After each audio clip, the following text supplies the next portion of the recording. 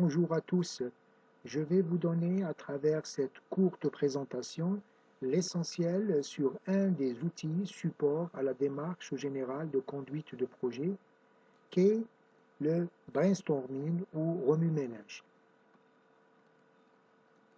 Je rappelle que la méthodologie de conduite de projet, c'est trois grandes étapes: cadrage, conduite et enfin clôture du projet. Il existe énormément de techniques et d'outils qui peuvent supporter les équipes côté MOA ou MOE dans l'exercice de leurs activités.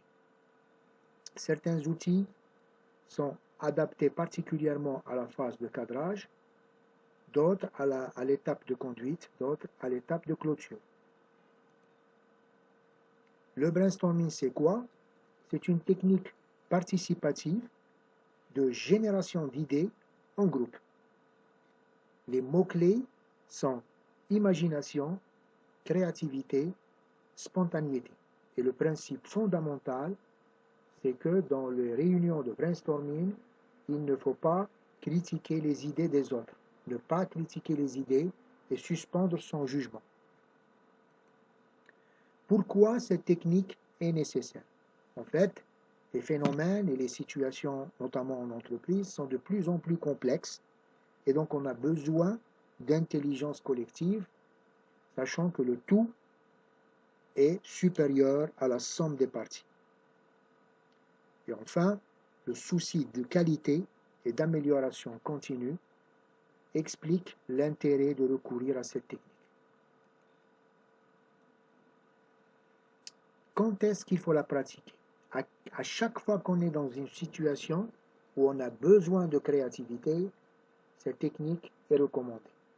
Au management de projet, par exemple, lors de la phase de cadrage, l'équipe projet doit anticiper les risques. Donc, elle va faire une analyse des risques dans cette phase de cadrage. Et cette analyse des risques peut se faire en groupe pour identifier le maximum de risques et réfléchir aux solutions qui pourraient être mises en place au cas où ces risques surviennent au moment de la conduite. Autre situation en management de projet, au moment où on réfléchit à l'assurance qualité durant le déroulement du projet. Donc, la mise en place des plans d'assurance qualité est une situation aussi qui nécessite un maximum de créativité. Ensuite, si on est en mode production ou en mode process, à chaque fois qu'on est amené à réfléchir en groupe, à innover sur les processus opérationnels, support ou de pilotage, ou bien sur les produits qu'on doit mettre à disposition de notre clientèle, la technique est intéressante. Comment cela fonctionne? L'objectif, c'est de produire le maximum d'idées en un minimum de temps sur un sujet, un seul problème à la fois, et ça se fait par ce qu'on appelle des focus groups ou des groupes avec un effectif limité, généralement autour d'un maximum de 10 personnes. Il est recommandé d'avoir un coordonnateur, voire un modérateur pour faire fonctionner, pour garantir le succès de la réunion.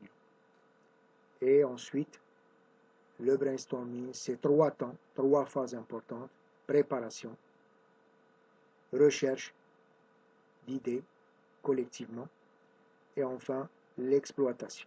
On va regarder ça sur la démarche de façon détaillée. Voici par exemple une question qui pourrait être mise sur la table. Pourquoi les incidents sont de plus en plus fréquents sur ce site?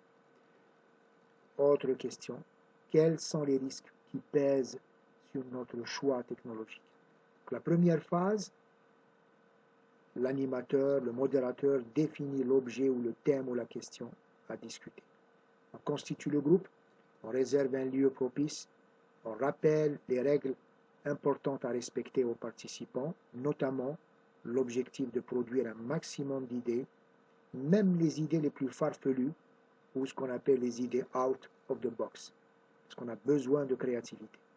Deuxième phase, la phase de recherche, on va proposer aux participants chacun d'écrire, par exemple sur des post-it, toutes les idées qui lui viennent à l'esprit. On va limiter la durée de recherche.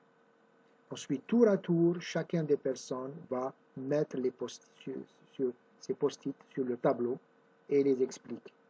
Ensuite, on va demander aux participants de générer de nouvelles idées à partir de celles qui ont été proposées par les autres. Ensuite, on va organiser ces idées, on va les évaluer, et dans cette évaluation, on pourrait utiliser le système de vote, par exemple, avant de sélectionner les idées qui suscitent l'adhésion de tous. Dernière étape, on récupère les idées, le filtre d'idées intéressantes. Soit on prend une photo, par exemple, on récupère les post-it, on envoie la photo ou le compte-rendu aux participants, et ensuite, on essaye de tirer le maximum de ce qu'on a récupéré comme idée dans le cadre, par exemple, d'un plan d'action. Quand on est en analyse de risque, ça pourrait être dans le cadre des recommandations ou des solutions que l'on va proposer pour réduire ces risques-là. Le brainstorming n'est pas un exercice facile. Il fait face à des difficultés. Ce n'est pas un exercice facile. Pourquoi? Parce qu'il y a des freins et des difficultés à cet exercice. Premier frein, c'est le biais de la conformité.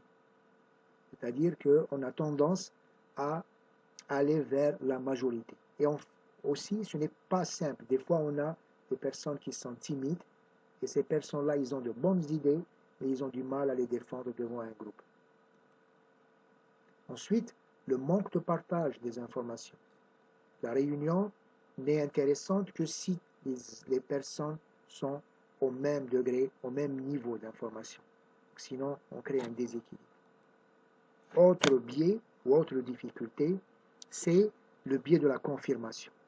Cela est constaté lorsque, par exemple, l'initiateur ou le coordonnateur a tendance à pousser les participants à sélectionner les arguments qui confortent ou qui confirment son point de vue.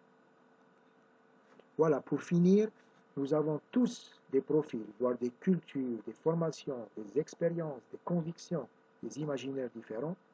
Les meilleures idées émergent quand on est dans des moments conviviaux, respectueux, où il y a un maximum d'écoute active et relativement informelle. Lorsqu'ils sont trop formalisés, trop conformistes, on peut ne pas déboucher sur des solutions intéressantes. Donc, à vous de vous exercer à cette technique et en partant du principe que la compétence naît dans l'action. Je vous remercie de votre attention.